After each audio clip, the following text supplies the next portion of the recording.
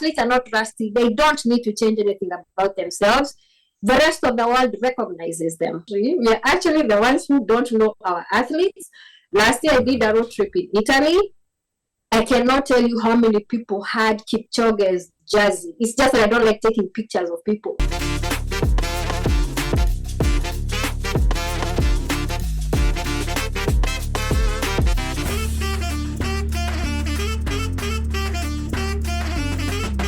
Anyway, Wanjeri, what did you like most about the Dinner with Champions Boston Marathon before we get off into tangents? Wanjeri. In Kiswahili. So I want to go back to the previous point. Yes. There's a lady who made a comment and said the athletes are rusty. First of all, I completely disagree with that. Actually, our athletes are known outside the world. And I'll tell you, I've been to about 56 countries. And every place I go, and I say I'm Kenyan, and I kid you not, like clockwork, people will name for you the Kenyan athletes. They'll tell you who won them. I remember like the first time I went to Cuba, right? Cuba is a country that has been under an embargo.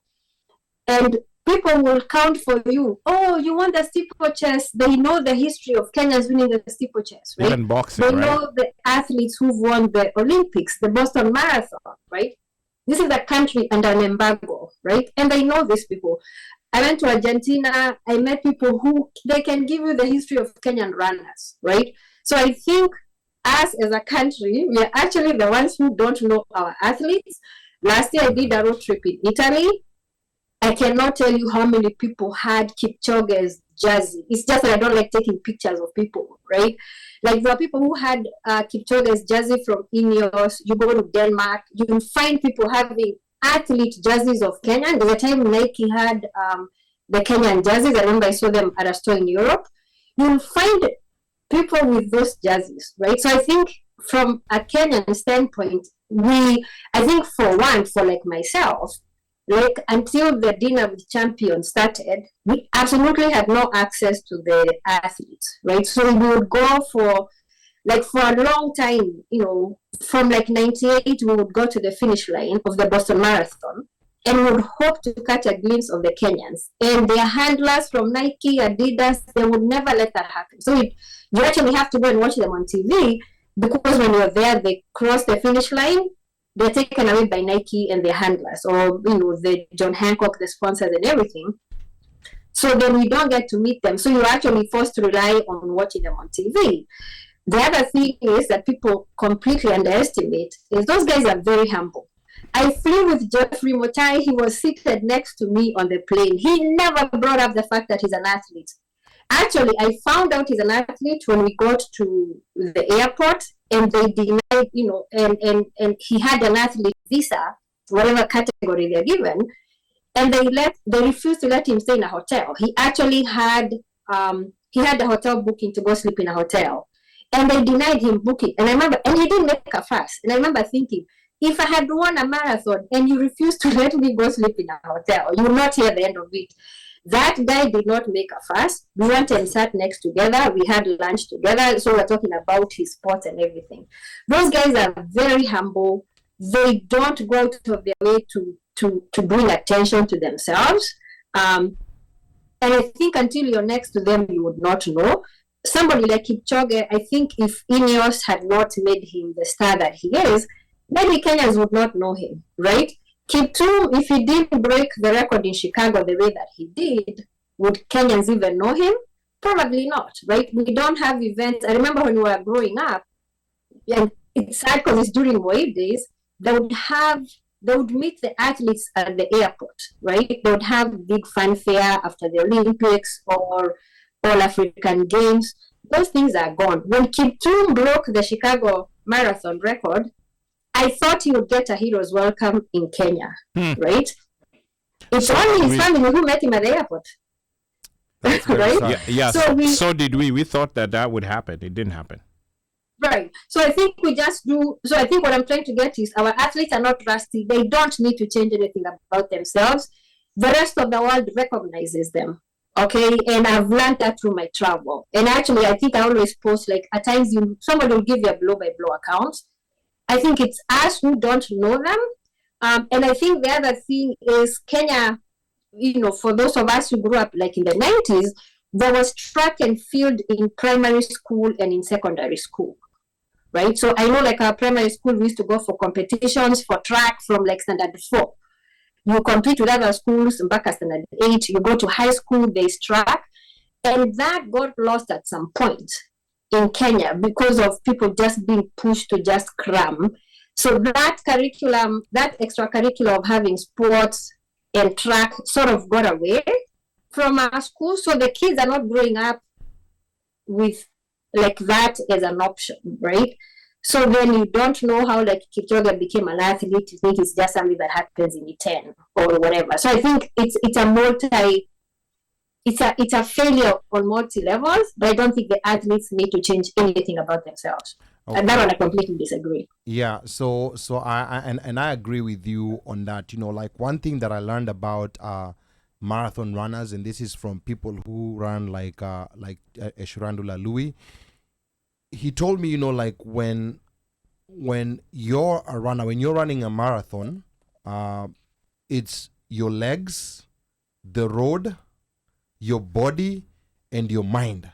There's absolutely nothing else at that particular moment that's occupying your mind. It's just that road and how far your body and how fast your body can take you. And that's a very humbling experience when you think that most people cannot run for let me say even 10 minutes and they'll be breathing very heavily, and this is a majority of people. And then you have someone here who's running at a very blistering pace for 2 hours and X number of minutes. So that right there should tell you something about their humility. I know people are used to stars in other sports who are braggadocious, and I think like marathon runners are just a different breed of people. Like they most, and this is most of them. They have very humble personalities. They're not out there, like screaming I'm the best, and that's just not in their personality, especially the ones, and not only the Kenyans, even the Ethiopians and other countries that have produced great marathon runners. I mean, it's far few between Kenya and Ethiopia. We have the lion's share, but they tend not to be braggadocious. And those who are braggadocious, when they come to the marathons, they get humbled. A good example is this guy who was a champion of 10,000 meters, the British guy, Mo Farah. He came to the marathons. Mo Farah. Yeah, Mo Farah. He was a braggadocious guy. He came to the marathons, and brother was humbled, proper. Brother was humbled. Yeah, I know Mika's been waiting all year to get in that line. So there's your moment, Mika. That's the braggadocio you're talking about. Yes, exactly.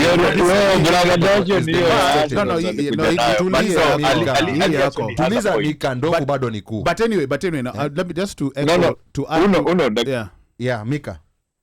I was saying Ali has a point here whereby what most people don't realize is that this is a guy who has trained for 6 months to run for 2 hours, right? In those 6 months, this guy has been running for hours every day. So for him, his discipline, his determination, his dedication, right, before you even put in the talent, puts him in a place whereby when it comes to life, or when it comes to things about life, he's a superhuman. He has learned to filter out everything and to just focus on what he's doing, which is running. So this is somebody who you'll find to be very humble. Like, mtu apendi maneno mingi, apendi shida, apendi nini, like it's just humbleness. And if you've ever noticed all these athletes, the moment they start living in a worldly life, like wanze pombe, wanze nini, they never make it far. They never make it far. Kina Kemboi, Kina Nani, look at them. After starting all the drama of living life, as in nimekuwa star, nimefanya nini, look at them. Look at how long they live into that life.